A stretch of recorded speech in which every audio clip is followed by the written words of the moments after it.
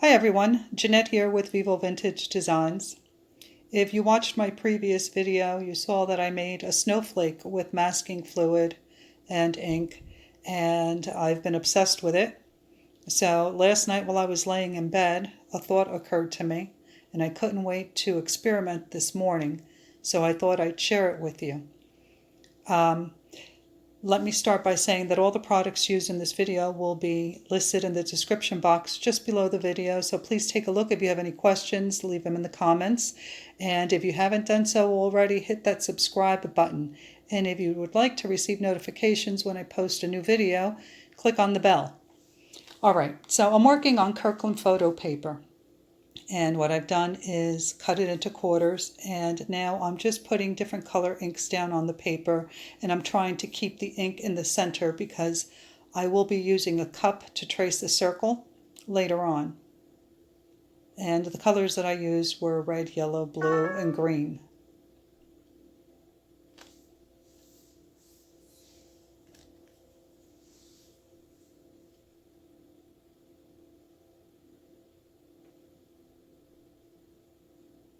So I've put the ink down, I've dried it, and now I'm using my mini mister to add a little texture to the ink and help it blend a little bit softer.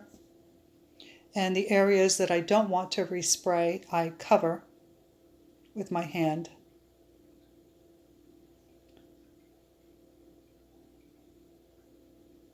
And I'm just making sure that all the ink is dry. Now I'm taking a cup, and with a pencil I'm tracing it, but I'm actually trying to scratch through the ink so that I can see the circle through the ink. And now I'm using my masking fluid and the masking pen and drawing lines through the circle because I will be freehanding a snowflake with the masking fluid. Now I've had masking fluid for a while, but I never really used it too much. And now that I'm obsessed with it, I'm discovering the do's and don'ts. And you have to work quickly, because if you go over a line of masking fluid that is drying or dried, what happens is that you will lift it and it can ruin your painting. So if you come to a line that's already dry, just skip over it and then continue.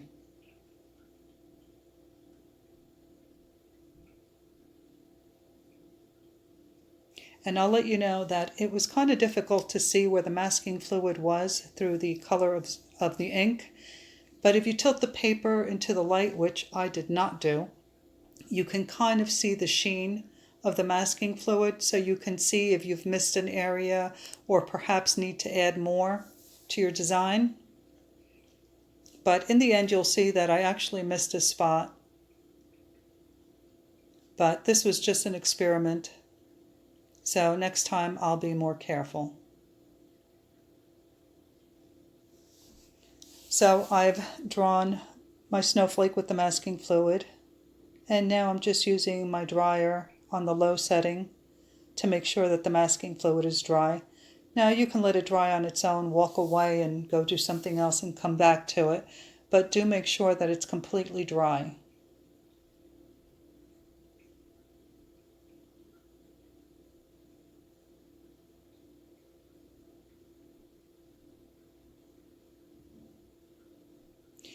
Now I'm using pitch black, and I'm using it straight out of the bottle, and I'm moving it around with a brush very delicately so not to lift the masking fluid.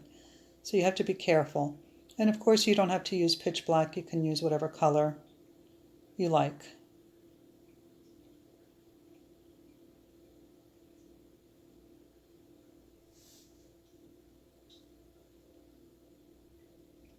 Once I make sure that the pitch black is dry, I use my mini mister again to add some texture, but I'm covering the snowflake because I was afraid that if I sprayed the center of the snowflake or the area where the snowflake was, that it would blend too much into the background. But then I decided to give it one quick little squirt. And now I'm making sure that everything is dry again.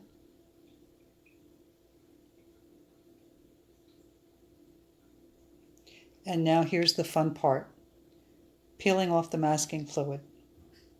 And you can do that just by rubbing your finger over it.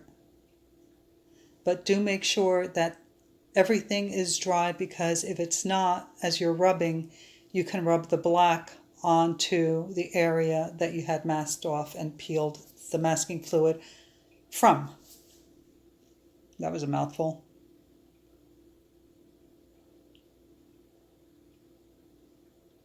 And what you end up with is a really pretty colorful snowflake. But you can see that I missed one diamond right there. But the effect is really, really pretty. So I hope you give this a try. And thank you so much for watching. Bye.